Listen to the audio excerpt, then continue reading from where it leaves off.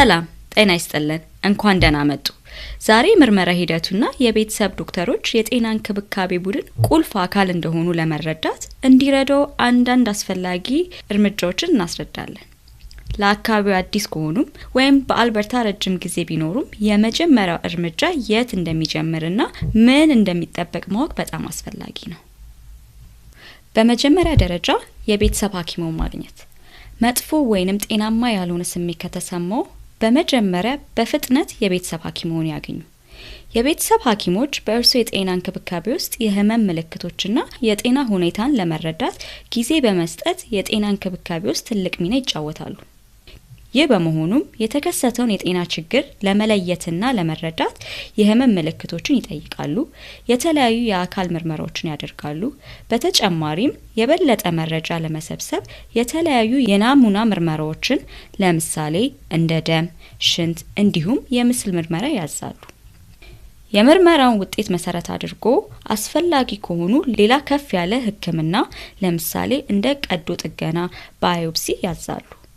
ተገቢውን የህክምና እንክብካቤ እንዲያገኙ ከሌሎች የጤና ባለሙያዎች ጋርም ሊያገናኙት ይችላሉ።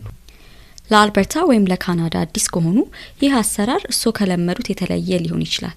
ነገር ግን አይጠራጠሩ፣ በዚህ ሂደት ውስጥ የቤተሰብ ሐኪሙ ዋና አስተባባሪ ነው።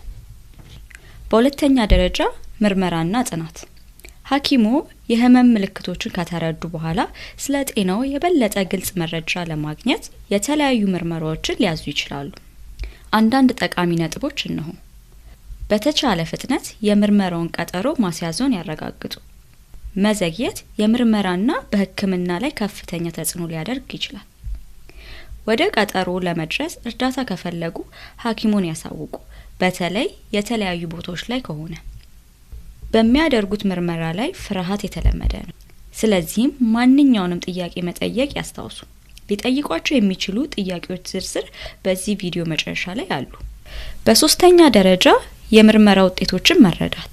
የቤተሰብ ዶክተሮ ስለ እርሶ ጤናና የጤና እንክብካቤ ዋና አስተዳዳሪ እንደሆነ አድርገው ያስቡ። ማንኛውንም ምርመራዎች፣ ውጤቶችና ሪፈራሎች ይከታተላሉ። ወደ ልዩ ባለሙያዎች ወይም ስፔሻሊስቶች ከተመሩ የቤተሰብ ሐኪሙ ስለ ጤናው አስፈላጊ የሆኑ መረጃዎችን ስፔሻሊስቱ እንዲያውቅ ያደርጋሉ። ስለሆነ እርሶ ምንም አያስቡ። ሐኪሙን የሚጠይቋቸው ጥያቄዎችን መጠየቅ ጤናውን የመምራት አስፈላጊ አካል ነው። ስለ ምርመራው ሊጠይቋቸው የሚችሉት ጥያቄዎች፣ በምርመራው ውስጥ ምን ተካተዋል? ምርመራው የት ይካሄዳል? እንዴት መዘጋጀት አለብኝ? ምን ያህል ጊዜ ይወስዳል? እንዲሁም ውጤቱን መቼ ያገኛለሁ? ያስታውሱ፣ ምንም የተሳሳቱ ጥያቄዎች የሉም። እንዲሁም ዶክተሩ በእያንዳንዱ እርምጃ ውስጥ እርሶን ለመርዳት ዝግጁ ነው። የቤተሰብ ሐኪሞችን ለማግኘት እስካሁን የቤተሰብ ሐኪም ከሌለው እርሶን የሚረዱ አማራጮች አሉ። ሐኪም ለመፈለግ እርዳታ ለማግኘት 811 ይደውሉ። በአካባቢው የሚገኙ ሐኪሞችን ለማግኘት አልበርታ ፋይንድ አ ዶክተር ይመልከቱ። እንዲሁም ከእንግሊዝኛ ውጪ በሌላ ቋንቋ ለሚጠቀሙ የአስተርጓሚ አገልግሎቶችን ይጠይቁ።